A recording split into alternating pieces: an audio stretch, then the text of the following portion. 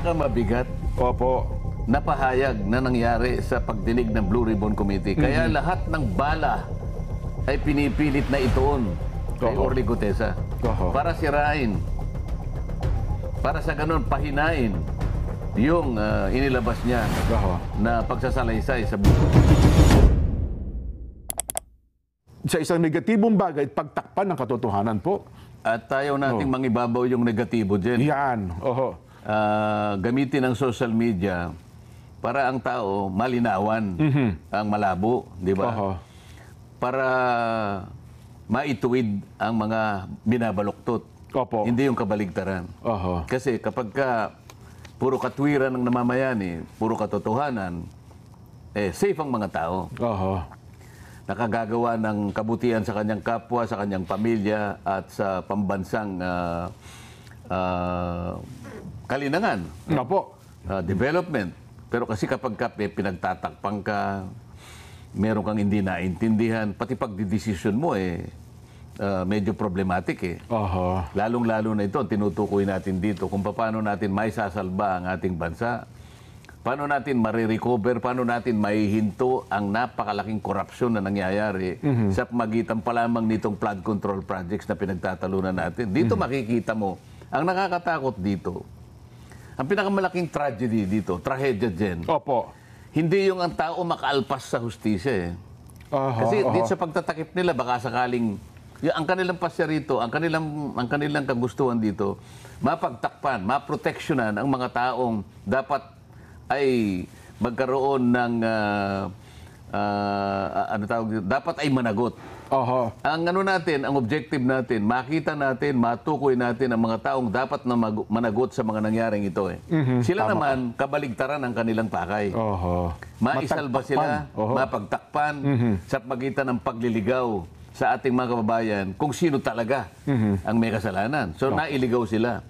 Hindi yun ang pinakamalaking trahedya Ang pinakamalaking trahedya dito ay mangingibabaw yung kamalian mangingibabaw yung kawalang hiyaan Nako, totoo. So, pagka yun ay nangibabaw, yung katwiran na ngayon, napailalim, mas malaking problema ng isang bansa At yun ba, papayagan natin? Di ba? Oo. Magkakaroon ng distrust ang mga tao sa kanyang pamahalaan. Wala Oho. nang maniniwala Hindi mo napanagot Nakaligtas yung dapat managot, pero more than that, Opo. hindi nakaligtas ang bayan doon sa hustisya na kanyang hinahanap.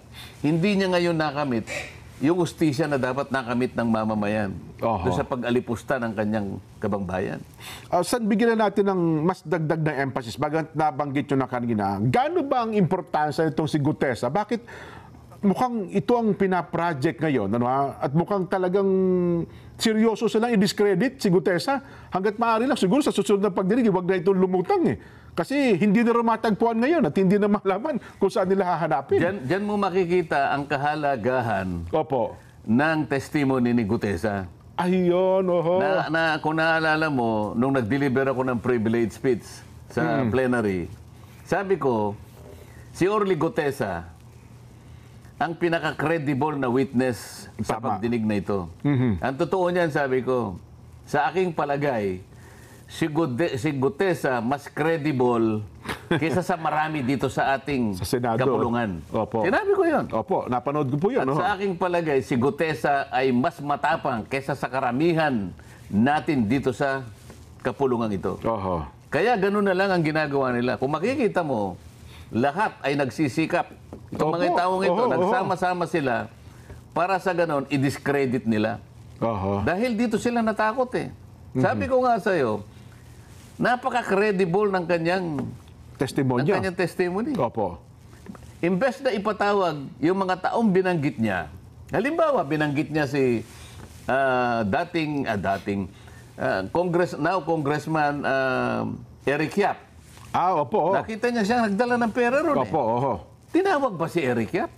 Hindi tinawag Oho. Hindi pa pinakamaganda ron tatawagin mo para kung gusto mong baliwalain, i-discredit si Gutesa, paharapin mo si Eric Yap, siya mismo magsasabing hindi po totoo yan. O iharap mo. Tinawag niya rin yung, sabi niya, yung nagbibilang at tumatanggap ng pera sa bahay ni Saldico, dyan sa Valle Verde, ay isang taong nangangalang John Paul Estrada. Opo, oho. Tama ba, Estrada? Tama po, opo, oho. At saka Mark Teksay. Oho. Bakit hindi mo ipatawag yun? Ah. Isip-isipin mo, napunta tayo doon sa pirma ng abogadang nagnotaryo. Oho. Samantalang yung malalaking tao na mag-uugnay kung Oho. totoo o hindi, doon nga natin mababalasa kung totoo nga sinasabi ni Gutesa, ipatawag mo. Oho. O, ayaw nila ngayon. Takot na takot sila ngayon. Na ipatawag silang lahat. Bakit? Credible yung tao eh. Yun pala. Yun ang sagot mo sa tanong mo. Opo. Credible, kaya pinipilit nila. O ngayon, Pinipilit nilang gibain talagang si Gutesa, ito no? yung pinakahuli ngayon. Opo. Kahapon lang yata ito. Pinilit lang ako ni Defensor at ni Marcoleta. Isipin mo, para gibain. ang tindi, Kasi no? talagang matindi yung kanyang ano eh. Oho. Matindi ang kanyang pahayag at very credible. Oho. He has nothing to gain, he has everything to lose. Opo. Kaya pa lang sabi, hindi raw matagpuan. Kung ako naman si Gutesa, matapos ang aking statement, Pinantaan siya eh. magtatago din talaga ako. May gusto siyang puntahan siguro. Puntahan siya para siguro takutin, para sa ganun o kaya operan siguro. Lahat gagawin nila para sa ganun ay yung kanyang testimony ay mabaliwala. Oho. May mantakin nyo, mismong tagapagsalita. Sabihin yung buong pamunuan ng Philippine Navy na nasa sa ilalim po niya ang Philippine Marines, abay nagpa-press con pa para lamang sabihin hindi namin kinukupkup itong si Gutesa. Sapagkat parang 2021 pa yata na ito ay retiro at wala na po kaming kaugnayan, anumang kaugnayan dito kay Gutesa. Yun po. Harinawa. Harinawa. Ganun ang lumabas na katotohanan. Pero, ang alam ko, base na rin sa pagsasalita ni Mike Defensor, mga katropa niya sa Marines. Hindi naman niya sinabing mismong opisyalis ng kasalukuyang pamunuan ng Philippine Marines. Opo. Talaga naman, mukhang ganun nga po ang mangyayari dyan. So, yun pala. Ngayon natin naunawaan at sana nare-realize din ng ating mga taga-subaybay sa kaya ko po pinabigyan ng emphasis sa inyo para ma-realize nila, ganun pala. Kaya pala ganun ang tindi ng pagsira sa kredibilidad nitong si Gutesa. Damaging pala. Ito ang pinakamabigat. Opo. Na pahayag na nangyari sa pagdinig ng Blue Ribbon Committee. Kaya lahat ng bala ay pinipilit na ituon kay Orly Gutesa. Para sirain. Para sa ganun, pahinain yung inilabas niya na pagsasalaysay sa Blue Ribbon Committee. Sa anumang paraan. At ang paraan na ginamit nila ay puro kasinungalingan. At meron pang lumutang na hinuha. Nako, yan anya, 30 minuto bago yung aming pagdinig, dumaan sa opisina ni Senador Marcoleta, kitang-kita namin sa CCTV.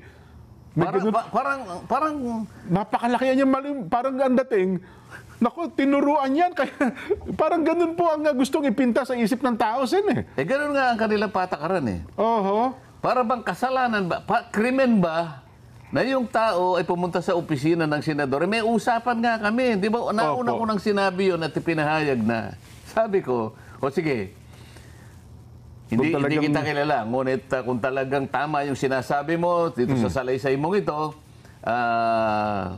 una, panotaryo mo. Sana para ganap kong mapaniwala na talagang yun ay sarili ko lang naman dyan. Ano? Opo. Kesa naman sa parang wala man lang notaryo. Alam mo naman sa natin. Abogado, sa practice niya po yan. Notaryado yan. At least, yung draft mo ay na-convert into a public document. Opo, may kumpiyansa.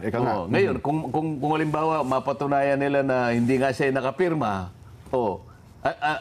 anong magiging problema doon? Kung halimbawa, hindi siya, pero meron kang pinapirma, ang problema ninyong dalawa, yung pumirma at saka yung nagpapirma. Tama. Hindi ba?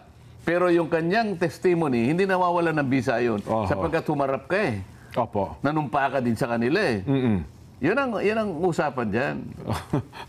Yun pala. Pati ho yung lugar na pinagkitaan nyo pati yung restaurant pinayata yung mga video footages para bang merong, is there something surreptitious? Oo. O halimbawa, sabi ko sa kanya, okay, panotary mo yan at kung talagang buang loob mo, nakapag-isip kang mabuti, di pumunta ka ako sa Senado bago mag alas 9. Ayan, Dahil sa mag-uumpisa ka ako, ang Blue Ribbon Committee hearing, ng alas 9. Oho. So ngayon, dahil yun ang usapan namin, ako naman, nagbabaka sakali, baka nga dumating. Opo. Sabi ko sa isang staff, merong isang tao na gustong tumestigo, ganito yung pangalan niya. Oho. So isa sa inyo, umalalay, baka sakaling dumating, pumoste kayo doon. Ayun. So, ayun, kumuha raw ng CCTV, pumunta raw sa opisina ko. Alam ka nang pumunta sa opisina ng kusino, ako nga ang kausap eh. Kayo pala nagpapunta. Kasalanan ba yun? Oo. Ang una kong tanong ganito, sino naman yung nagpanukala na sa bawat ganito, kumukuha siya ng CCTV? Anong authority mo? Kung senador ka, anong authority mo na magpakuha ka ng CCTV para mag-espiya ka doon sa kapwa mo, senador? Oho. Nasa regulasyon ba namin ito? Nak. Anong masama ba kung sakasakaling may pumunta nga sa opisina ko? Lahat ba pakikialaman mo kung senador ka? Lahat ba pakikialaman mo kung sino-sino ang pumupunta sa opisina ng bawat senador? Lahat naman. May authority ka ba na gawin yun? Nako. Makakarating tayo sa usapin na yan eh. Sino ka? Gaano ang otoridad mo para pakialaman mo ang bawat tao na pupunta sa opisina ng bawat isa sa atin? Ng kapwa yung senador. Ano? Di ba? Saglit. Kahapon po ay nagsampa na ng kasong plunder at iba pa ang ICI sa ombudsman. 2 senador, isang dating congressman, isang USEC ng DPWH, isang commissioner ng COA, isang congressman pa pala, si Mitch Cahayon. Kita nyo na niya, meron na kaming sinampahang mga taong nasa likod ng flood control anomaly. Sen. Kung sino yung mapatunayan na meron talagang pagkakasala, gawin nila. Di ba? Wala naman tayong problema ron. Ano yun tayo makikipagdebate sa ganun. Tama po, oho. Yun ang ating pakay talaga, matuntun kung sino lahat ang may kasalanan. Opo. Siyempre, dadaan naman sa korte yan dyan eh, di ba? Totoo po, totoo. Yan naman ginawa ng ICI na yan at sa pagkikipag-ugnayan nila siguro sa Department of Justice. Alam mo naman yung patakaran dyan at saka yung quantum of evidence dyan. Yan. Probable cause or kaya maaaring gamitin nila yung prima facie, whatever. Opo. Dadaan naman sa korte yan eh. Kaya lang, hindi ba tinutukoy natin, hindi ba natin pagsisikapan na i-identify kung sino yung ulo, halimbawa? Oho. Sino yung ugat niyan? Oho. Kasi isa sa mga na-target, si dating Congressman Saldico.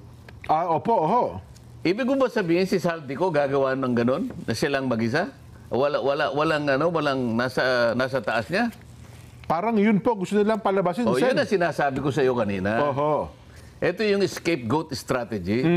Di ba? Opo. Para bang napakapangyarihan ni Saldico. Oho. Kasi ang sabi nga nung pinakaulo ng institusyon, ako kanya general supervision lang ako eh. Opo. I have no control over the chairman of all committees. Opo. Lalong-lalo na yung Appropriations Committee. Siguro ang tanong mo sa kanya, sa palagay mo may maniniwala sa... Na siya lang talaga Sa nagmaniobra ng lahat ng kung yun. halimbawa natukoy si Saldico, Oho. di ba lang naisip ng ICI? Teka muna, chairman lang ng appropriations yan eh. Ang pinag-uusapan natin dito, Oho. pandarambong sa kaban ng bayan. Pati nga yung 2025, itong budget sa ngayon nilikot ninyo eh. Yun na nga. Oho. Pagkatapos sasabihin mo, ito lang,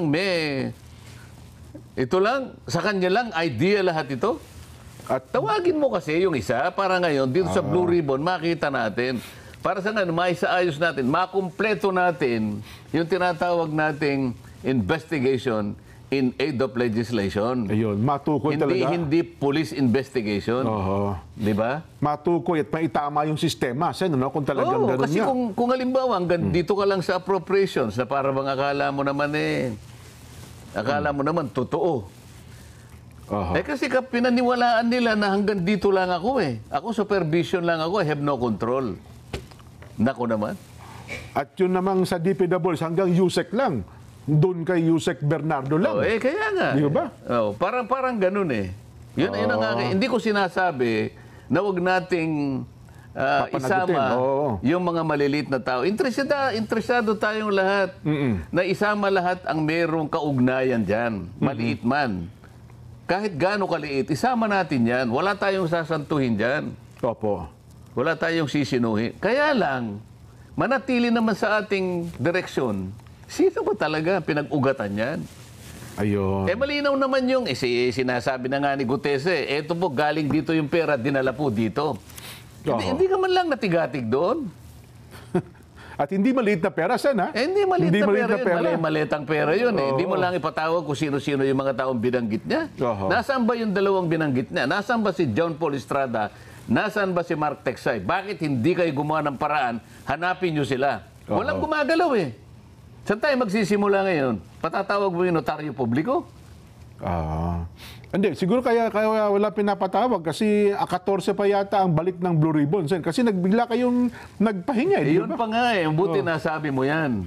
Bakit? Kung talagang gusto nating wag tayong maglilikat dito. Bakit? Yung budget naman, kahit nakabakasyon kami. Ako nga pala, no? Nag-hearing kayo. Hindi ba, sumasama rin ako dyan hanggat kaya kong puntahan. Sumasama ako sa pagdinig ng budget natin. Ibig ba sabihin, yung sa budget na kapag dinig kami, yung Blue Ribbon, ibig sabihin, magpapakabakasyon kami hanggang gusto namin. Makakapamili ba kami ng halos isang buwan, walang nangyari, samantalang yung budget hearing? Every week meron kami. Opo, napapanood namin. Hindi nyo napansin, bakit na eh. lang inihinto? Bakit meron pang nag-resign na chairman? Pagkatapos sasabihin niya lang na kukunin niya uli. Dahil nga gusto lang nilang ihinto ng ganun. Baka sakaling may magawa sila na mapagtakpan ng napakaraming mga bagay. Napansin nyo ba, mga kababayan? Kailangan maging maliksi po kayo ngayon. Huwag po kayong kukurap. Bawal ang kumurap ba ngayon? Kurap ang ibig ko sabihin sa mata. Kasi pag kurap po ninyo, baka iba po yung makita nyo. Blink pala yung tinutuyo. Kala ko yung kurap na. Huwag po kayong kukurap. Isa sa mata po. Ibig lang sabihin ay talagang maging mapagbantay kayo. Maging